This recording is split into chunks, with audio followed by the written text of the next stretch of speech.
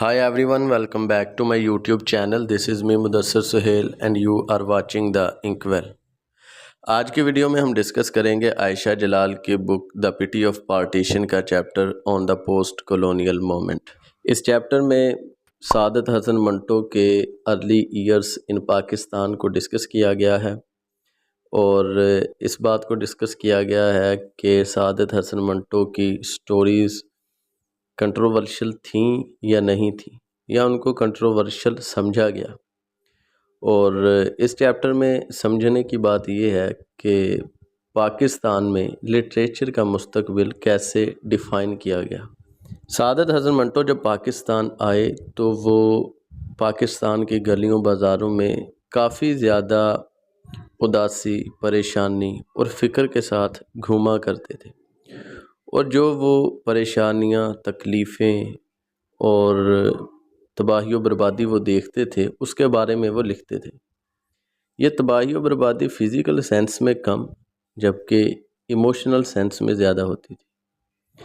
اور پاکستان میں آ کر جب وہ احمد ندیم قاسمی اور ساحر لدھیانوی سے ملے تو انہیں کچھ ریلیف ہوا، اور ان کے لیے پاکستان میں سیٹل ہونا تھوڑا سا آسان ہو گیا۔ ان دنوں میں احمد ندیم قاسمی شمارہ نقوش کے ایڈیٹر ہوتے تھے، اور وہ سعادت حسن منٹو کے پیچھے پڑ گئے کہ آپ مجھے میرے شمارے کے لیے کوئی شارٹ سٹوری لکھ کر دیں۔ منٹو ٹال مٹول کرتے رہے، لیکن احمد ندیم قاسمی بھی بضد رہے کہ آپ کو تو شارٹ سٹوری لکھ کر دینی ہی پڑے گی۔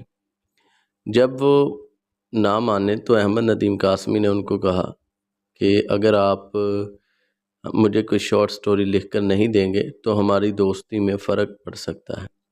تو اس پر سعادت حسن منٹو نے ان کو شارٹ سٹوری لکھ کر دی، کولڈر دین آئس، یعنی کہ ٹھنڈا گوشت۔ جب احمد ندیم قاسمی نے یہ سٹوری پڑھی تو کہا کہ یہ سٹوری نہیں چھاپی جا سکتی کیونکہ because it is too hot. تو اس پر سعادت حسن منٹو نے انہیں کہا کہ آپ دوبارہ آئیے گا۔ تو جب وہ دوبارہ آئے تو سعادت حسن منٹو نے ان کو اوپن اٹ، کھول دو، شارٹ سٹوری لکھ کر دی۔ احمد ندیم قاسمی نے جب یہ سٹوری پڑھی تو پڑھتے ہوئے کانپنا شروع کر دیا۔ وہ کہتے ہیں کہ اگر میرے سامنے منٹو نہ بیٹھا ہوتا تو میں رونا شروع کر دیتا۔ اوپن اٹ اور کھول دو کو اگست 1948 میں پبلش کیا گیا، اور اس کی پبلیکیشن کے بعد ہی نقوش کو 6 منتھ کے لیے بین کر دیا گیا، اور اس کے اگینسٹ پروگریسو رائٹرز ایسوسی ایشن نے احتجاج بھی کیا، اور پاکستانی اتھارٹیز نے اس کا جواز یہ پیش کیا کہ یہ ایک اوبسین اور فاحش شارٹ سٹوری ہے اور اس کو پبلش نہیں کیا جا سکتا۔ کھول دو یا پھر اوپن اٹ سراج الدین نامی شخص کی کہانی ہے جو کہ امرتسر سے لاہور پہنچتا ہے، اور اسے کچھ پتہ نہیں کہ اس کی بیٹی امرتسر رہ گئی یا پھر لاہور میں ہی آ کر گم ہو گئی۔ وہ اپنی بیٹی کو ڈھونڈتا ہے، مارا مارا پھرتا ہے، لیکن اس کو کہیں بھی اپنی بیٹی نہیں ملتی۔ اسے ایک 8 مسلمانوں کا گروپ ملتا ہے جو کہ آرمڈ ہوتے ہیں، اور ان کے پاس ایک گاڑی بھی ہوتی ہے۔ تو وہ ان سب کو اپنی بیٹی کا حلیہ بتاتا ہے کہ میری بیٹی دکھنے میں ایسی ہے اور خوبصورت ہے، بالکل اپنے ماں جیسی ہے، اور وہ ان لوگوں کو کہتا ہے کہ میری بیٹی کو ڈھونڈنے میں مدد کرو۔ وہ مسلمان نوجوان اسے یقین دلاتے ہیں کہ وہ اس کی بیٹی کو ڈھونڈ لیں گے، اور جب وہ اس سکینہ کو ڈھونڈ لیتے ہیں تو وہ مسلمان 8 کے 8 نوجوان بروٹلی سکینہ کا گینگ ریپ کر دیتے ہیں، اور سکینہ کو بڑی بری حالت میں کسی ریل کی پٹڑی کے کنارے چھوڑ کر چلے جاتے ہیں۔ جس ریفیوجی کیمپ میں سراج الدین رہتا ہے اسی کیمپ میں ایک دن کچھ نوجوان اسٹریچر پہ ڈال کر ایک لڑکی کو لے کر آتے ہیں۔ سراج الدین جب اس لڑکی کو دیکھتا ہے تو پہچان جاتا ہے کہ یہ تو سکینہ ہے۔ جب وہ روم میں سکینہ کو لٹا دیتے ہیں اور ڈاکٹر جا کر لائٹ آن کرتا ہے اور سکینہ کی نبض چیک کرتا ہے تو پیچھے سے سراج الدین آواز دیتا ہے، سکینہ سکینہ۔ ڈاکٹر پوچھتا ہے کہ کیا ہے؟ سراج الدین کہتا ہے کہ یہ میری بیٹی ہے، اور اس کے بعد ڈاکٹر کہتا ہے کھڑکی کھول دو۔ سکینہ جب یہ سنتی ہے تو اس کے کانوں میں آواز جاتی ہے کھول دو، اور وہ یہ سن کر اپنی شلوار کھول کر اتار دیتی ہے، اور ایسا دیکھ کر سراج الدین چلانا شروع کر دیتا ہے خوشی سے کہ میری بیٹی زندہ ہے، میری بیٹی زندہ ہے۔ اور جب ڈاکٹر سکینہ کو دیکھتا ہے تو وہ حیران و پریشان ہو جاتا ہے اور اس کو پسینہ آ جاتا ہے۔ اس شارٹ سٹوری کو لے کر اس وقت کی پاکستانی اتھارٹیز کا خیال یہ تھا کہ یہ شارٹ سٹوری ایک فاحش سٹوری ہے اور اس سے نوجوان نسل پہ بیڈ امپیکٹ پڑے گا، لیکن عائشہ جلال اس شارٹ سٹوری کے بارے میں کہتی ہیں کہ یہ کوئی فاحش سٹوری نہیں تھی، بلکہ سعادت حسن منٹو نے تو محض اس وقت کی جو متھ بنی ہوئی تھی کہ ہم ڈیوائیڈ ہوئے ہیں ریلیجن کی بنیاد پہ، تو ایسا کچھ نہیں تھا۔ مسلمانوں نے ہی مسلمان لڑکی کا ریپ کر دیا، تو اس سے بڑی درندگی اور وائلنس کیا ہو سکتی ہے۔ عام طور پر ہم سنتے ہیں کہ کہا جاتا ہے کہ پارٹیشن کے دوران ہندوؤں نے مسلمان عورتوں کی عصمت دری کی اور مسلمان عورتوں کے ساتھ بہت برا سلوک ہوا، اور ہم یہ بھی سنتے ہیں کہ مسلمانوں نے بھی ہندو عورتوں کے ساتھ کچھ کم برا سلوک نہیں کیا۔ لیکن سعادت حسن منٹو یہاں پہ یہ بھی کہتے ہیں کہ only religion was not the only factor. وہ کہتے ہیں کہ کچھ لوگ تو اس بات کو سمجھتے ہی نہیں تھے کہ پارٹیشن کیا ہے، نیشنلزم کیا ہے، دو قومی نظریہ کیا ہے۔ ان کے لیے یہ کھیل تھا اور انہوں نے اس پارٹیشن کو انجوائے کیا، اور جو پارٹیشن کا پروسیس ہے اس میں انہوں نے ایبسولیوٹ بروٹیلٹی کا مظاہرہ کیا اور اپنے لیے پاور، اپنے لیے زمین اور اپنے لیے جائیدادیں اکٹھی کی۔ اس سٹوری میں منٹو کا جو ڈائریکٹ اٹیک وہ یہ نہیں ہے کہ صرف مسلمان ہی باولے ہو گئے تھے۔ اس سٹوری سے ان کا مقصد یہ ہے کہ اگر سکینہ مسلمان مردوں سے نہیں بچ سکی تو ہندو عورتیں ہندوؤں سے محفوظ نہیں تھیں، اور سکھ عورتیں سکھوں سے محفوظ نہیں تھیں، یعنی کہ سب سے زیادہ وائلنس کا سامنا عورتوں کو کرنا پڑا، اور عورتیں ایک تو اپنوں کے ہاتھوں وائلنس کا شکار ہوئیں، اور دوسرے مردوں سے یعنی کہ دوسری کمیونٹیز کے لوگوں سے بھی وہ درندگی کا شکار ہوئیں۔ اس کے بعد سعادت حسن منٹو کی شارٹ سٹوری ٹھنڈا گوشت 1949 میں پبلش ہوئی، اور اس کے پبلش ہونے کے بعد منٹو کو 3 منتھ کی جیل بامشقت کی سزا سنائی گئی، اور جس جرنل میں یہ سٹوری شائع ہوئی اس کو بھی، اس کے ایڈیٹر اور اس کے پبلشر کو بھی فائن کیا گیا۔ ٹھنڈا گوشت بیان کرتی ہے ایشور سنگھ کی کہانی، جو کہ اپنے سکھ جتھے کے ساتھ ایک مسلمان گھر پہ اٹیک کرتے ہیں اور اس گھر میں موجود تمام لوگوں کو قتل کر دیتے ہیں۔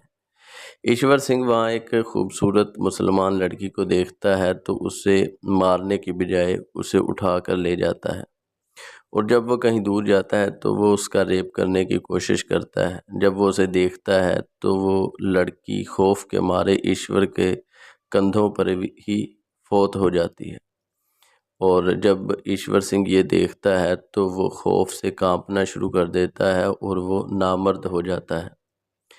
جب یہ کہانی پبلش ہوئی تو بہت سارا ہنگامہ ہو گیا۔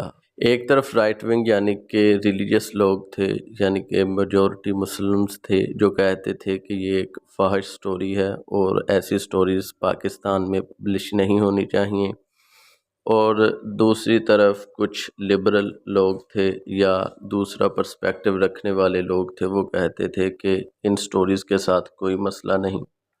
جیسے آج کل پاکستان میں پیمرا کے پاس اتھارٹی ہوتی ہے کہ پاکستان کے ٹی وی چینلز پہ کیا چلے گا کیا نہیں چلے گا، اس وقت ایک پریس ایڈوائزری بورڈ تھا، اور اس میں یہ جانچ پڑتال کی جانی تھی کہ منٹو کی سٹوری فاحش ہے یہ نہیں ہے۔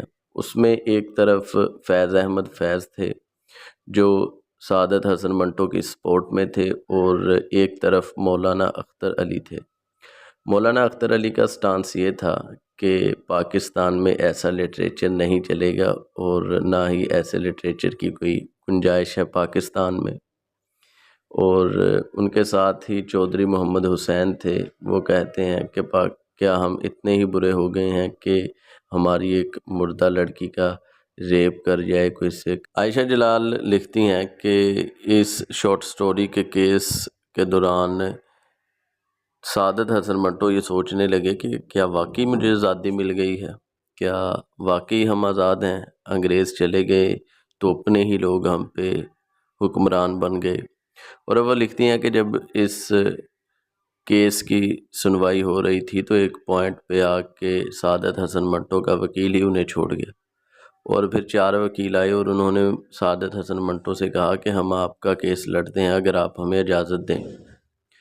اور سعادت حسن منٹو اپنی شارٹ سٹوری کے بارے میں کہتے ہیں کہ میں نے تو اس شارٹ سٹوری کے ذریعے یہ بیان کرنے کی کوشش کی ہے کہ چاہے اس درندگی اور وائلنس کے ماحول میں جتنا بھی اینیمل لائک ہو جائے کوئی انسان، لیکن وہ کبھی بھی انسانیت سے علیحدہ نہیں ہو سکتا، پھر بھی کہیں نہ کہیں اس کے دل میں رحم، ہمدردی اور پیار اور محبت کا جذبہ ہمیشہ زندہ رہتا ہے، جیسا کہ ایشور سنگھ نے شو کیا۔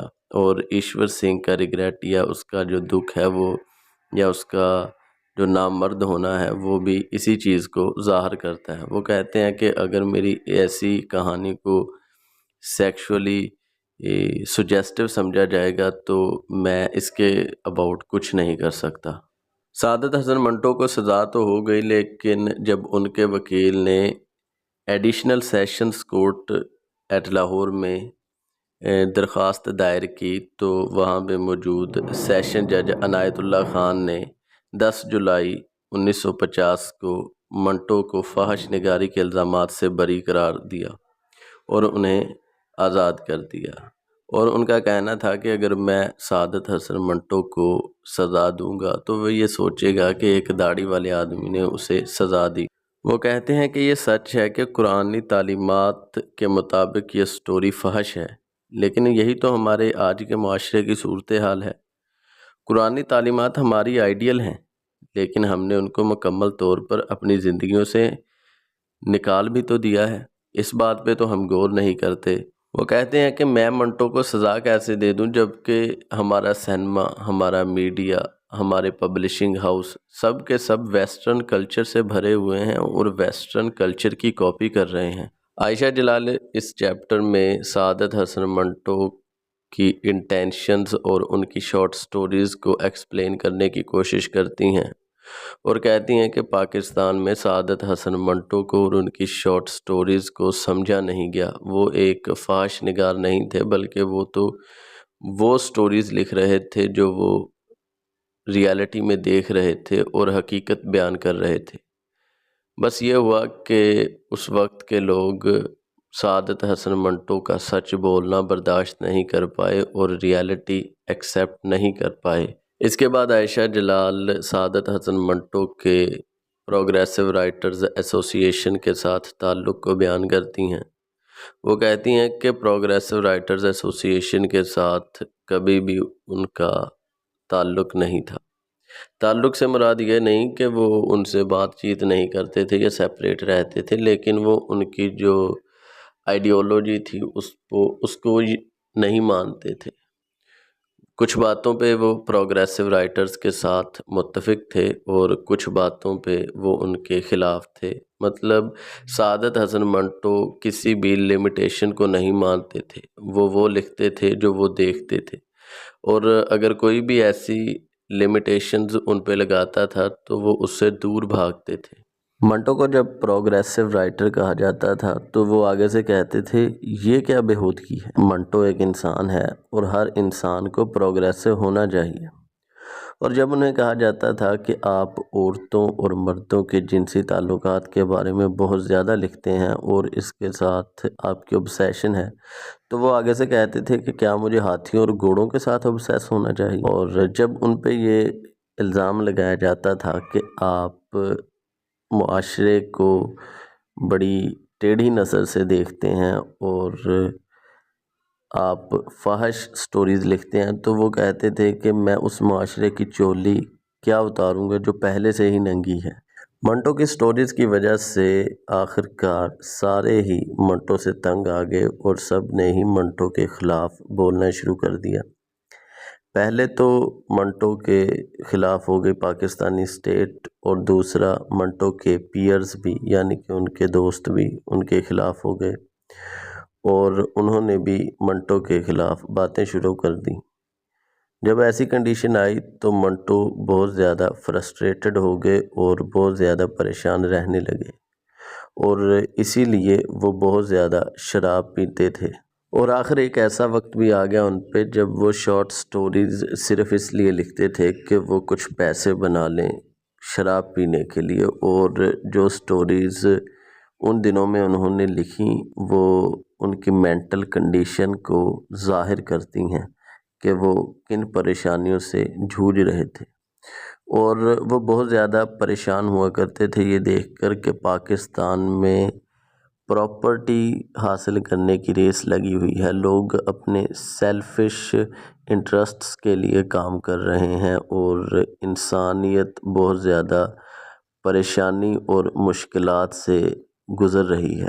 عائشہ جلال لکھتی ہیں کہ اگرچہ پاکستان میں سعادت حسن منٹو کا جو ویلکم تھا وہ کچھ خاص اچھا نہیں تھا، ہر کسی نے ان کی مخالفت کی، پروگریسو رائٹرز ایسوسی ایشن ان کے خلاف، پاکستانی اسٹیٹ ان کے خلاف، رائٹ ونگ میڈیا ان کے خلاف، لیکن پھر بھی منٹو نے پوری کوشش کی کہ وہ پاکستان میں ہی اپنی جگہ بنائے، اور پاکستان کے لیے ہی وہ درد دل رکھتے تھے۔ اگرچہ وہ پارٹیشن کے خلاف تھے لیکن پھر بھی انہوں نے پاکستان کو ہی اپنا گھر بنایا۔ پھر عائشہ جلال سعادت حسن منٹو کی ڈومیسٹک لائف کا ذکر کرتی ہیں کہ وہ ایک اچھے ہسبینڈ اور فادر تھے اور اپنی فیملی کے بارے میں بہت زیادہ سوچتے تھے، لیکن ان کی professional life as a writer in کے لیے وبال جان ثابت ہوئی، کیونکہ وہ شارٹ سٹوریز ایسی لکھتے تھے جن کی وجہ سے ہر طرف سے مخالفت کا سامنا رہتا تھا اور ان پہ مقدمات چلتے رہتے تھے۔ تو ایک بار انہوں نے اپنی بیوی کو کہا کہ میں اتنا لکھوں گا کہ آپ سب کو ٹینشن ہی نہ رہے کوئی۔ تو آگے سے ان کی بیوی کہتی ہیں کہ آپ لکھتے ہیں اسی لیے تو ہم ٹینشنز میں ہیں۔ جب پاکستان کو اسلامی طرز پر چلانے کی کوشش کی گئی تو منٹو نے اس پر بھی رد عمل کیا۔ پہلے تو وہ پارٹیشن سے خفا تھے، اور دوسرا وہ پاکستان کو ریلیجن کی بنیادوں پر فرقوں میں بڑھتا ہوا نہیں دیکھنا چاہتے تھے۔ انہیں لگتا تھا کہ religion is being used as a tool of hatred. اسی چیز کو ہائی لائٹ کرتے ہوئے انہوں نے طنزیہ اور مزاحیہ کہانیاں لکھیں۔